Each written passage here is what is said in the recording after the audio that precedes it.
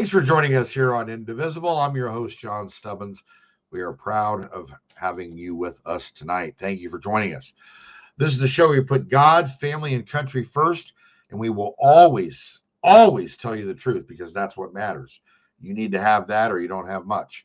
The truth is more important now than it ever has been because there's a lot of people out there telling you a lot of things, and it's not adding up, folks. We're going to take a quick commercial break, and we'll be right back.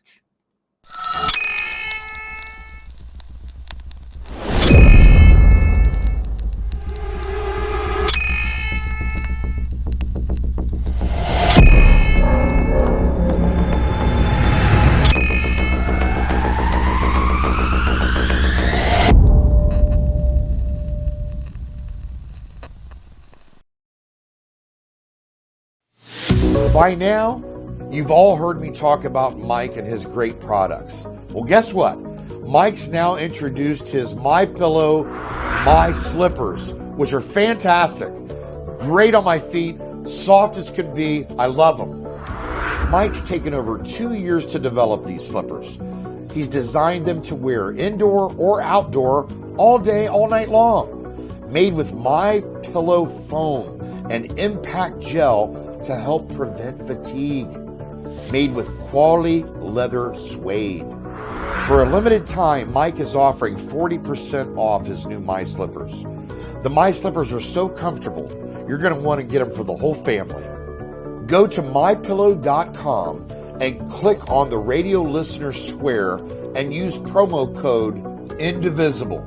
You'll also get deep discounts on all MyPillow products, including the Giza Dream bed sheets, the MyPillow mattress topper, and MyPillow towel sets. Or call 1-800-716-4639 and enter Indivisible as your promo code. Hunter Nation is the ultimate we the people in the conservation community, holding our elected employees accountable to the hunting, fishing, trapping, freedom lifestyle that has brought wildlife back to the healthiest and most thriving condition in our lifetime. HunterNation.org is the epicenter for freedom and wildlife conservation in America. I am Hunter Nation.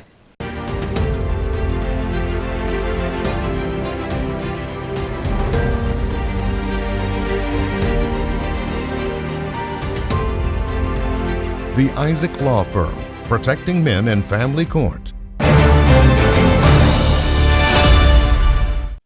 And we are thrilled to have you folks. Thanks for being with us tonight. I've got a great guest tonight, an amazing book that you definitely want to read. It's called Radical Betrayal by Anders W. Edwardsson, PhD. And I want to welcome him onto the show right now. How you doing, sir? Oh, just fine. Thank you for having me, John. Well, we're thrilled to have you, sir. And I'm going to be scrolling your information at the bottom of the screen so people can go to your websites, radicalbetrayal.com for the book, and also edwardsson.biz, where they can reach you. They can also reach out to you through your Twitter handle, and I'll make sure that comes back up here again. That's capital E, DWARDSSON. So A. Edwardsson on Twitter. Doctor, I just want to thank you, number one, for writing the book. Again, it's just the timing couldn't be better. And obviously, you know that. Radical Betrayal. What a great title. What allowed you to kind of sift through all of your research and come up with, and by the way, the doctor was born in Dalskog, Sweden, and currently lives in the Tampa area. What caused you to come up with the title? Well, it took a while to do it, but as I worked through the material for my PhD thesis, my dissertation, I started to think about a better title than the PhD thesis that was like 7 miles long and very boring. what is it I'm writing about? And I'm writing about a radical betrayal of American exceptionalism on both the left and to some degree also the right. So the proof is in the pudding, so to speak, or the title. That's what the book is all about. How American exceptionalism has been wrecked and chipped away on by radicals on both sides of the aisle. What was kind of the, I guess, the breaking point for you that said, this is it? They've gone too far. This is why I'm going to write the book. What was there one specific thing that happened that made you say, okay, I'm writing about this? Or was it several things? It was several things unfolding over decades, actually. I have been amazed and mesmerized by American history and American politics since I was 10 years old in 1980. I sort of fell in love with Ronald Reagan and the US when I nagged my mother. I was 10 years old. I nagged my mother to sit up and watch the election results coming in the middle of the night on Swedish television. And I didn't really speak the language, but it was something with Reagan and American politics and later history when I started to read up on it that is just absolutely amazing. And that this great heritage, this great exceptionalist heritage has been slowly but steadily uh, diluted and on the left these days completely abandoned. Just told me that I will use my studies to and the result of my PhD studies just to tell this story, because sometimes as an outsider it's easier to see certain things than when you are sitting in the middle of it. And I was over 40 years old when I came to this country permanently. So hopefully the story will offer some fresh insights that may not be obvious for many Americans. When you came, you said you came here when you were 40. What brought you here, sir? A PhD scholarship. And 2 days after I landed, I also met a wonderful girl called Jennifer, who very quickly turned out to be my wife. So, and in 2016, that meant that I could raise my right hand and swear the oath and become a citizen, which was, beside saying yes in front of the altar to my wife, of course, was the proudest day of my life. And what's Jennifer's background? Oh, she's a through and through Michigan girl. She drives a car better than I do. She take care of our money better than I do. She's doing everything better than I do. So she wears the pants. Yep, absolutely. Let me ask you this. Let's kind of talk about the book in itself. What are some of the items that really hit you the hardest? And I go on and talk about some of mine, and we'll get into that in the second segment.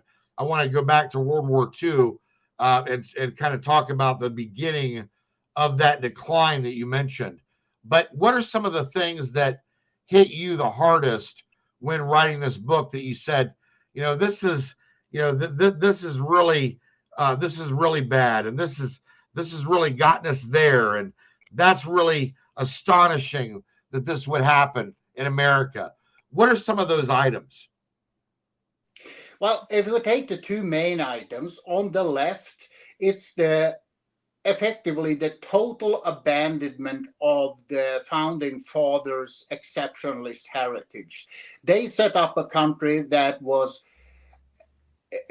deliberately meant to be the opposite of the corrupt, decadent, bigoted governments of Europe, and was to be this shining city on a hill, as Reagan always talked about, of freedom, of low taxes, private independence, free markets, you state rights, you name it. And since around 1900, they have slowly but steadily, completely abandoned that heritage. And on the right, to some extent, it has also been that since the Spanish-American War, people, today we call them neoconservatives, but also international liberals, started to abandon George Washington's maybe greatest heritage of all, a peaceful foreign policy. And they thought that America was so great that it should not only be a model, but also start invading other countries and impose our system of government on other countries. And that's well-meaning, and there's no ill intent behind most of these wars. But it simply doesn't work because other countries don't have our unique historical and cultural heritage that is the foundation of what America is. That's right. That's right. We're going to take a quick commercial break, and we will be right back with Anders W. Edwardsson, PhD, and his amazing book. We'll be right back, folks.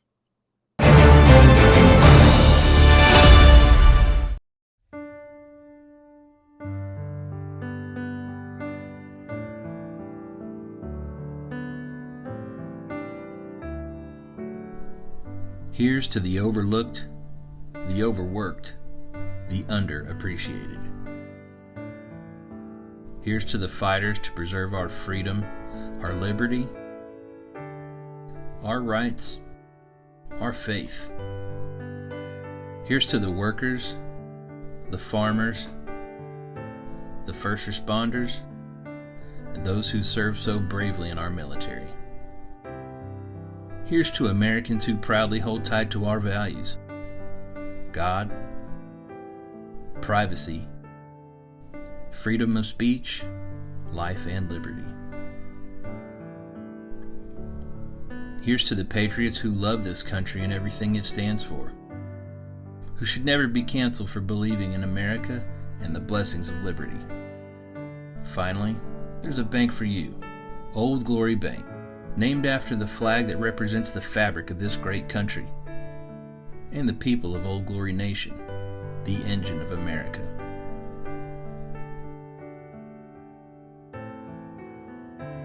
Now you have a bank that values your values. Now you have a bank that stands with you, no matter where you stand. Old Glory Bank. We stand with you. Member FDIC. Equal housing lender. Indivisible with John Stubbins is proud to support my friends Jim and Angela Holland and Set Apart Farms. Faith-led and family-driven, we're doing things a better way for veterans and their families. For all the ways to get involved, go to setapartfarms.org.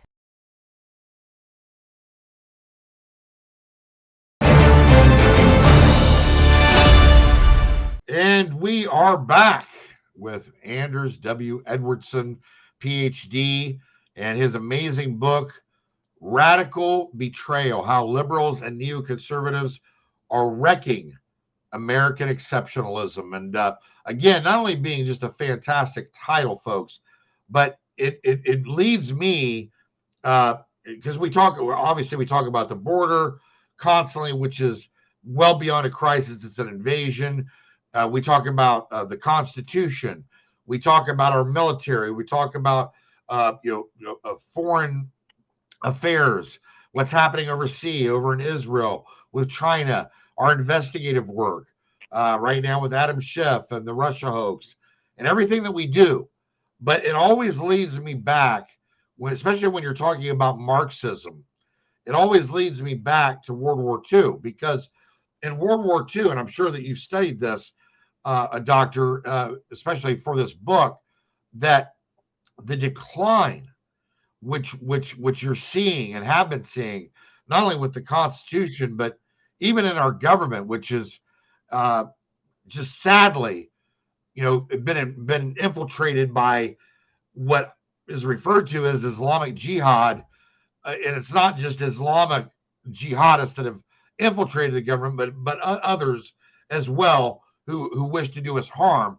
But I go back to World War II because so much of history, people say, make sure that you know your history, because if not, history can repeat itself, right?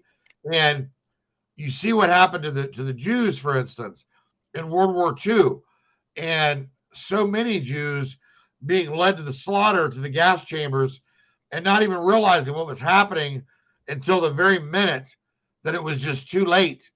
And then they knew at that last minute what was going to happen to them.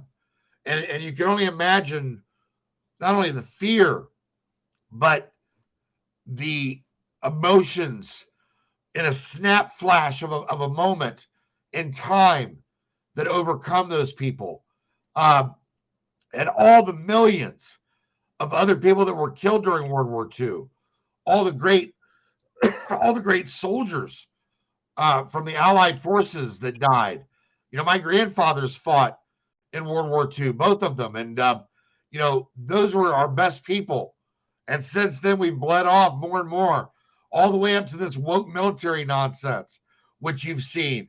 And it just, all of our best people are going bye-bye, because what these radicals stand for in bringing down this country, it's nothing that we stand for.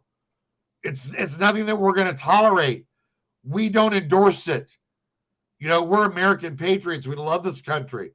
We love the Constitution. We love the fact that America is a Christian nation. And without it, there is no United States of America.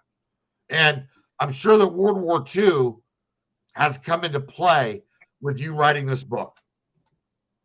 Oh, absolutely. But I actually take it back one step. It all started with, in earnest, with World War One, or rather, what happened just after World War One, because it was Woodrow Wilson, Democratic President Woodrow Wilson, and his absolutely anti-realist plan for how the world should be restructured after the First World War. It started already during the war, leading up to the Russian Revolution and communism. And this, what should we call it?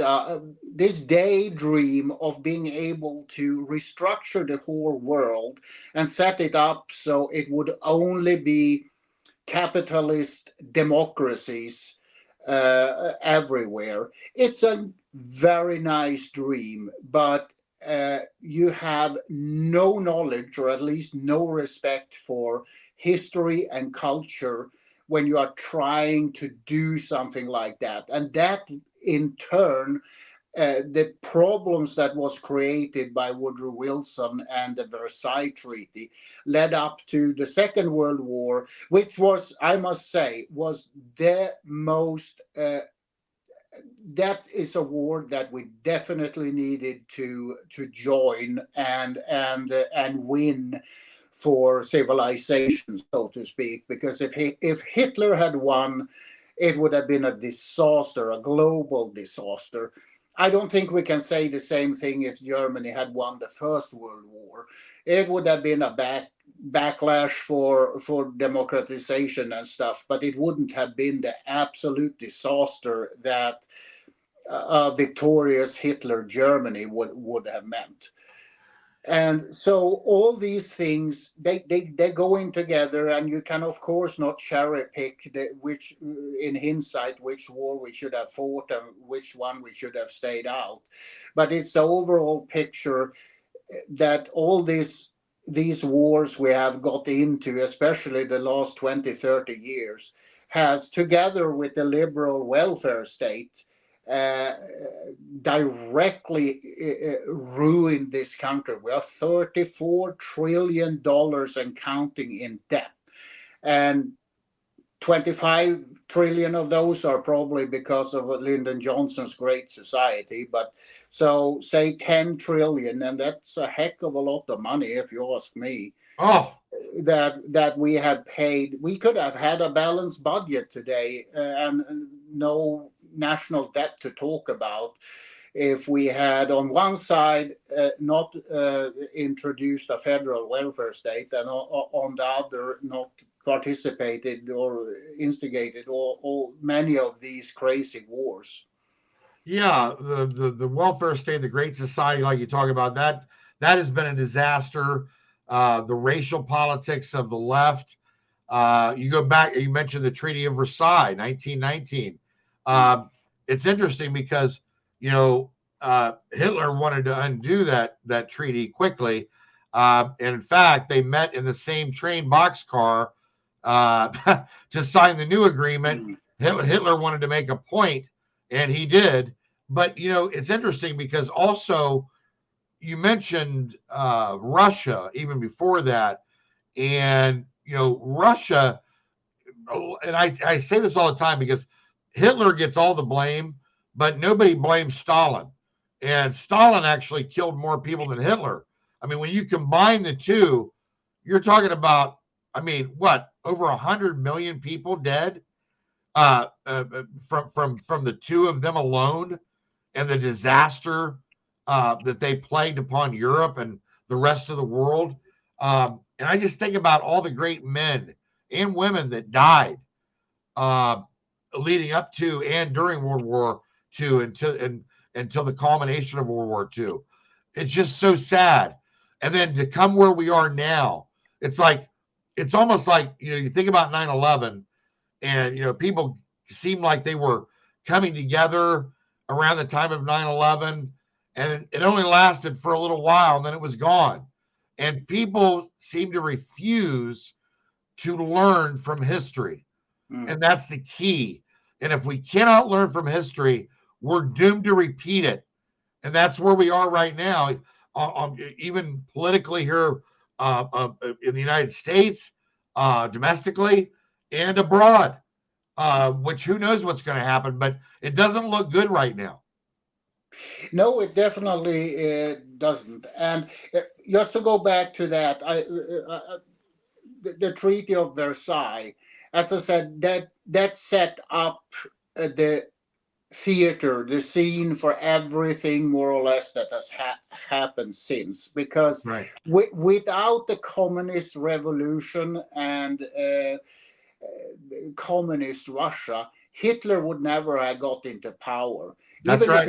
If he was a socialist himself, but he ran as an anti-communist, and the German people, you can say the German people didn't really vote for Hitler. They voted against communist. Yeah, he ended up with 44%. In their Congress. But that was enough for him to take control and becoming chancellor, and that was the end of the story. Dr. Anders W. Edwardsson, folks, again, the book is Radical Betrayal. Fantastic. I hope that you'll get your copy, radicalbetrayal.com, and I hope that you'll come back, sir, and update us on how things are going. I will be back anytime you want me on. God bless you, sir. Have a great evening. The same to you. We're going to take a quick commercial break. We'll be right back.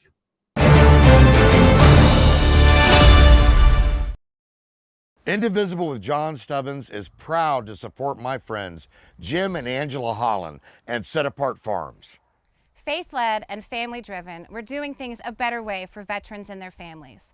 For all the ways to get involved, go to setapartfarms.org.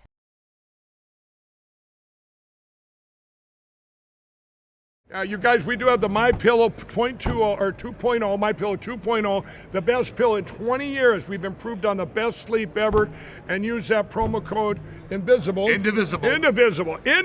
Yes, sir. And if you use that, it's a buy one, get one free.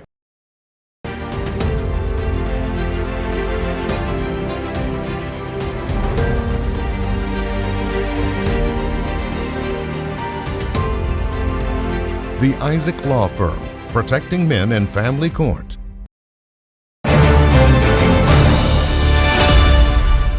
And we are back, folks. What a great guest tonight. The doctor was just amazing, and we were thrilled to have him on the show to discuss his new book. I want to give a shout out to our good friend, Governor Mike Huckabee at the Huckabee Show. He had us on a couple weeks ago, Chris Bish and I, to discuss the Adam Schiff investigation, and we were really happy to be there, and I hope that you got a chance to tune in. If you did not, you can go to huntchannel.tv, where you can get the information and watch that show on our VOD. Or actually, I'm not sure if you know what, you can't get it there, but you can get it. I'm sorry, you can get it on MikeHuckabee.com for sure. Folks, thank you so much for joining us and staying with this show. We're going to keep bringing you the information, whether they like it or not. God bless you. God bless your families, and God bless America. We will see you next week. We got any Johnny Cash fans up in this house tonight?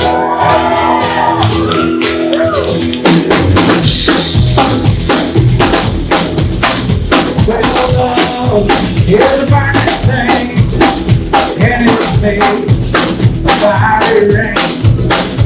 Well, down, sir, I feel in the ring of fire. Y'all be singing, say, into the burning fire. I went down, and the flames went out, and it burn, ring of fire, ring of fire. Y'all sing it till the car. Let me hear it. Sit down.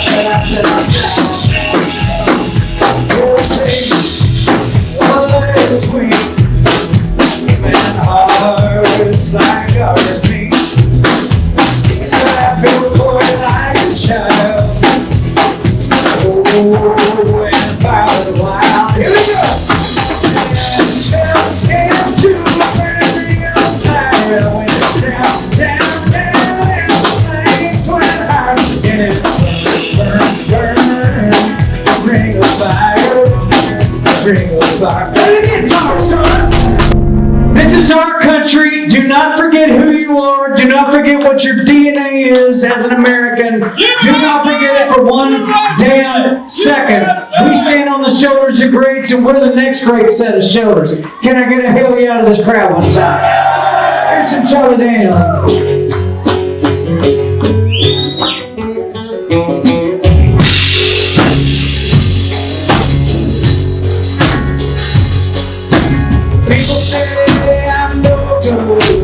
Crazy as a loon.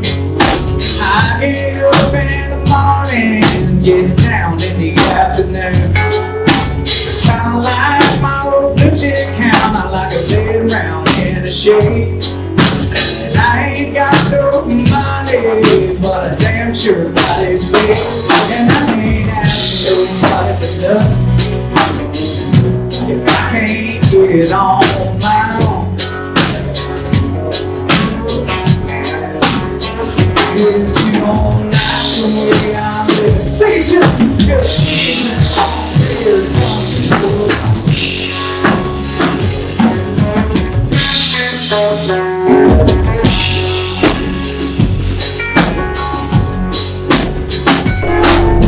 You think I'm bad, 'cause I'm breathing free at last, and you're still stuck behind your mask, and I'm offended.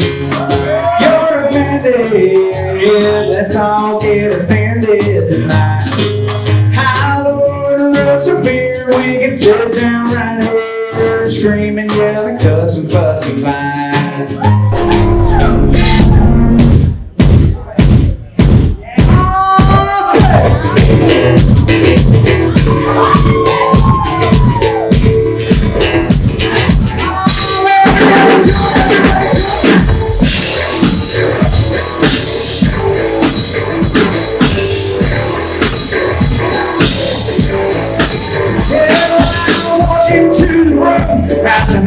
$100 bills and the kills and the drill, like a horns on my Silverado grill. How about the bar trip around the crowd? Everybody's getting down in that town. It ain't never gonna be the same. Y'all see it.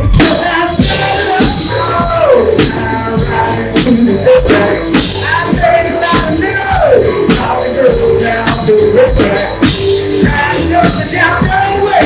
I was still leaning up. And the girls said, say all the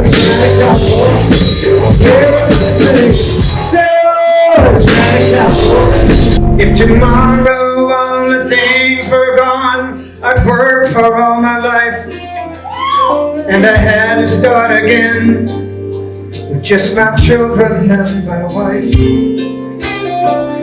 Thank my lucky stars to be living here today, 'cause our flag still stands for freedom, and they can't take that away. And I'm proud to be an American, where at least I know I'm free. And I won't forget the men who died, who gave that right to me. And I gladly stand up next to you and defend her still today. 'Cause there ain't no doubt I love this land. God bless the USA.